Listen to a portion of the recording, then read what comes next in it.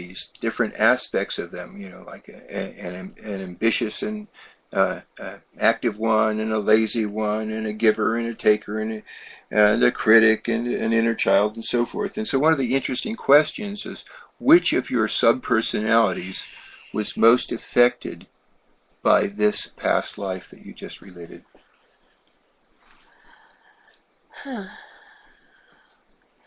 Well, I think the lover. Yeah. The sub personality that like to get involved with a beloved and get totally enmeshed in the sharing the life of somebody else. The dream of the family unfulfilled, and the lover who betrayed. So I had to experience betrayal. So it was a pretty dramatic life that unfolded. So that was the primary sub personality, was the beloved. The other one was the athlete, how agile I was, like a circus performer. I could do somersaults. Oh, you became a cheerleader in this life. Yeah, so I was a cheerleader at my young age, but and I don't know how I would have been in that age, in that life had I lived. I probably was not even 30 years old. I was probably in my middle 20s when I died. So anyway, that was that life, and that's my storming of the Bastille life. Yeah, so you get the idea. What you want to do is allow yourself to imagine or think of, however you want to think of it, another body you might have occupied, another time, another place. You want to see the feet, see what your sex is, allow a situation to unfold for you.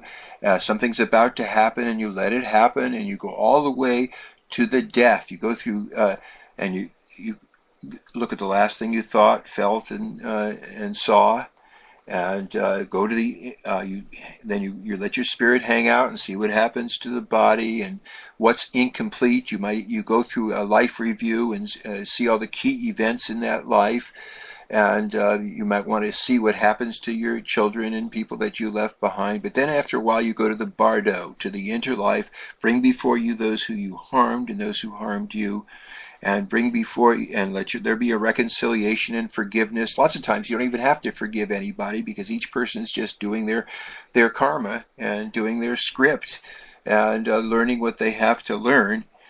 And we do this with full release of emotions. Janet was just relating without totally talking. She was talking about the emotions rather than totally feeling them. But in therapy, we really have the person experience the agony and the pain and the sadness and the everything that's there, including the body pain, which becomes intense often in this thing.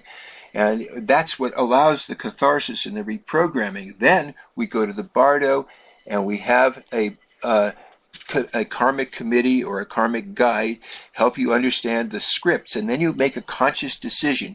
Do you want to carry on the same script? In this case, Janet is championing the common person against the elite. Do you want to still deal with that script, or do you want to let it go? And if it's a dysfunctional one, you can at that point choose to let it go. And that's when phobias and all kinds of things like that drop out of your repertoire. One of the most important things also is to see how you're relating to people in this current life, as though there's a residue from what you experienced in the past life. And just knowing that leaves you free to either do that or not do that. You're no longer bound by the script. So I highly recommend that you go to our site, www.schoolofcounseling.org, and there's a whole bunch of scripts of how you get rid of scripts that don't serve you and get rid of bad habits in this life based on past life scripts. You can do that, and there's also a wonderful YouTube by my teacher, Roger Wilger. Please do look at the site. And we do offer past life hypnotherapy regression sessions, either live here if you're coming to visit Maui, Hawaii, or we can do phone sessions, or if you're comfortable, we can even do Skype sessions. So I don't quite have all that up on the website, but I'll be putting that up there. But if you're interested in scheduling a session with us, our phone number here is 808-244-4103. That's 808-244-4103. Keep in mind that we are in Maui, Hawaii. And so we're probably on a different time zone than most of you out there. So I think that's about it for tonight. Do you have any final words, Dr. Lesson? Just don't worry about the reality status of what your experience is. And if you feel like you're making it up, that's cool. Make it up. Fantasy works just as well. If I say, imagine a future life, or make up a story, we would get the same material, because you're you and you always see things through your own lenses, and everywhere you look you see things in you shaded lenses. Well, thank you very much for joining us. So aloha from Maui, Hawaii, and have a very happy new year and a blessed 2013. And we're going to exit this evening with a song called Fast Ones. It's an instrumental from a group called You Are a Hologram, followed by our outro. So thank you very much. Aloha.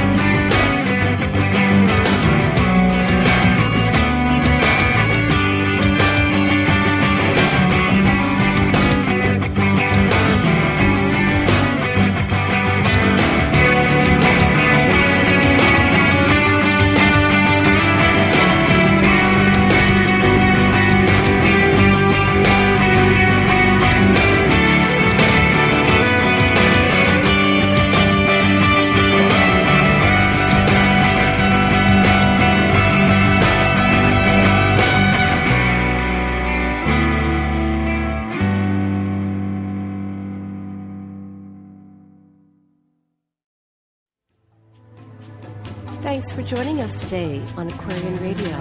We broadcast daily and our schedules on aquarianradio.com. Listen live by calling 646-649-0893, or you can listen live by calling 646-649-0893, or listen to our archives on aquarianradio.com. Join us again soon, and do tell your friends. The age of Aquarius and the paradigm of peace is now.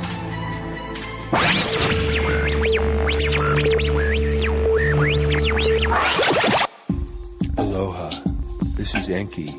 You know me as Aquarius. And this is our age, the Satya Yuga. Time to celebrate with us. We have programs on all chakra tantra, love styles and relationship choices, counseling strategies and techniques that you can use at home. We have extraterrestrial radio where we deal with alienology, paranormal people, and we have an experiencers network. We have a section called Ancient Aliens, and the programs therein are Enki Speaks, Nimma, the Mother of Humanity, has her program, and we revise ancient anthropology. And most important of all, we have peace paradigms, because this is the age of peace, harmony and understanding, sympathy and love abound. No more falsehoods or derisions, mystic crystal dreams and visions. And this has been another episode here at AquarianRadio.com. AquarianRadio.com.